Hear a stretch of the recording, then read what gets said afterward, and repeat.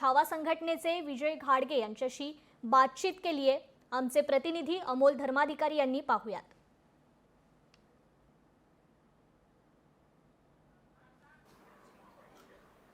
मुंबईला अजित पवार यांना भेटायला निघालेले छावा संघटनेचे पदाधिकारी विजय कुमार घाडगे हे पुण्यामध्ये आहेत.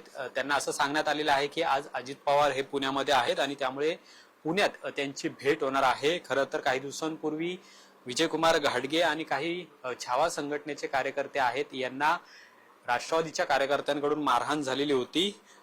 माणिकराव कोकाटे यांच्या संदर्भात खरं तर ते जाब विचारण्यासाठी सुनील तटकरे यांच्याकडे गेलेले होते. त्यानंतर हा सगळा प्रकार घडला आणि आपण पाहतोय की त्यांच्यावर सध्या उपचार सुरू आहेत. याआधी त्यांच्यावर लातूरमध्ये उपचार सुरू होते आणि त्यानंतर आता पुण्यात सुद्धा त्यांना सलाईन लावण्यात आलेला आहे. असं सांगितलं जाते की अजित पवार तुम्हाला भेटायला येणार आहेत. काय वेळ ठरलेली आहे का किंवा अजित पवार यांच्याकडून काय तुम्हाला निरोप आलाय का? आणखीन तर मला काही अधिकृत निरोप नाही.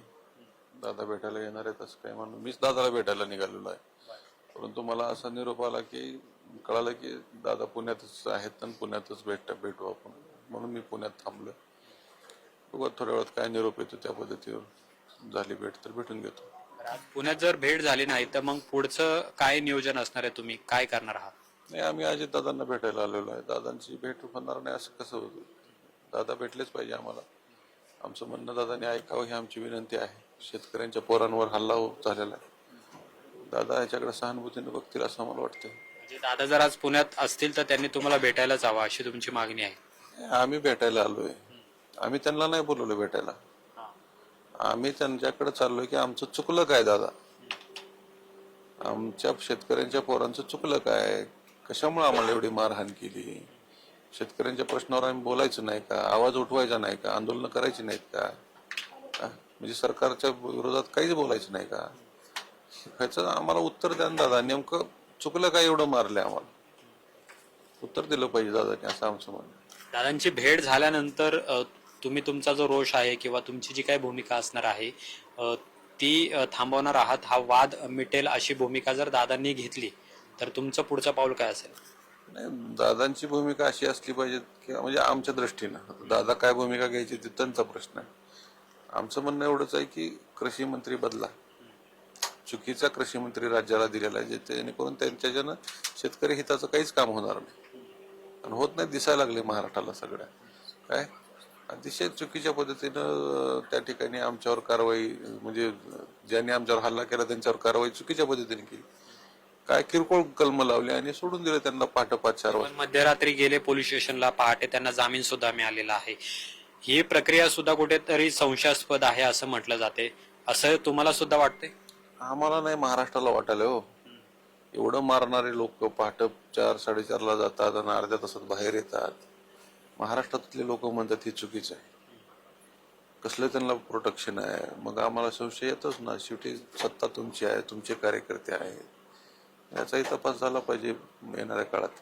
पदावरून मुक्त सुद्धा केलेला आहे सूरज चव्हाण यांना अजित पवार.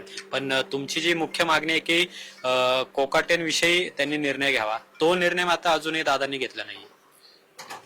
त्या सूरज चव्हाणच्या पदाचा आणि आमचा काय संबंध आहे? कोण आहे ते सूरज चव्हाण आणि काय पद आहे त्याच्यात?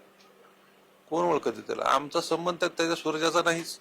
पण तुम्हाला मारहाण त्यांनी केली आणि त्यांच्या कार्यकर्त्यांनी. ठीक आहे, तो गुंड आहे, त्यांच्यावर कारवाईची मागणी आम्ही करायच लागलो ना. ते कारवाई केली पाहिजे. तो सुनील तटकरेंनी त्याला सांगितलं. सुनील तटकरेची सुद्धा तुम्ही चौकशी करा, ही पहिल्या दिवसून म्हणतोय आम्ही. सुनील तटकरेंनी त्याला सांगितलं की अशा पद्धतीने लोक आले, तुम्ही कुठं होते, मला माझ्यासमोर पत्ते ठेवून गेले, चुकीच्या पद्धतीने तुम्ही त्या सूरजला सांगितलं. त्या सूरजनं माझ्याकडं आम्हाला सगळ्यांना मारलं. आज जर अजितदादा भेटले तुम्हाला तर काय मुख्य मागणी तुम्ही त्यांच्याकडे करणार आहात आणि त्यानंतर पुन्हा तुम्ही तुमच्या गावी परत? कृषी मंत्र्याचा राजीनामा घ्या. आमच्यावर झालेला जो हल्ला आहे अतिशय प्राणघातक, त्याच्यावर योग्य ती कारवाई झाली पाहिजे. तसे पोलिसांना तुम्ही निर्देश द्या. काल दादा असं म्हटलेत की मुख्यमंत्री मी आणि त्याचबरोबर माणिकराव कोकाटे हे समोरासमोर बसून त्यांनी हे जे काही वक्तव्य केलेलं आहे, जे काही त्यांच्याबाबत घटना घडलेल्या आहे हे विचारू आणि त्यानंतर कार्यवाही करू असं दादा म्हणतायत. त्याला आता किती दिवस जातील हे सांगू शकत नाहीये. तुम्हाला काय वाटतं, योग्य पद्धतीने तुम्हाला न्याय मिळेल? काय आता ते राजकीय लोकांचा अजेंडा काय आपल्याला माहित नाही. तर आम्ही शेतकऱ्यांची पोरं म्हणून जे आम्हाला शेतकऱ्यांच्या बाजूची भूमिका मांडायची आहे ती आम्ही ताकदीने मांडत असतो. आता मुख्यमंत्री बसतील, त्यांनी बसतील आणि ते कोण रमेवाला बसतील ते बसतील, काय निर्णय घेतील त्याची माहित नाही, परंतु आम्हाला त्याचा राजीनामा घेतल्याशिवाय आम्ही गप्प बसणार नाही, एवढं मात्र खरं आहे. मुख्यमंत्र्यांना पण भेटणार तुम्ही? हो, अजितदादांनी भेट नाकारली तर मी मुख्यमंत्र्याकडे जाणार. मला पर्याय नाही. राज्याचे प्रमुख आहेत, गृहमंत्री आहेत. मी अजितदादांनाच भेटायचं का म्हणतोय तर दादा त्या पक्षाचे प्रमुख आहेत. माझी मागणी त्यांच्या पक्षातून आलेल्या कृषी मंत्री माणिकराव कोकाटेंच्या विरोधातली होती. त्या मागणी करत असताना त्यांच्या प्रदेशाध्यक्षाला निवेदन दिले.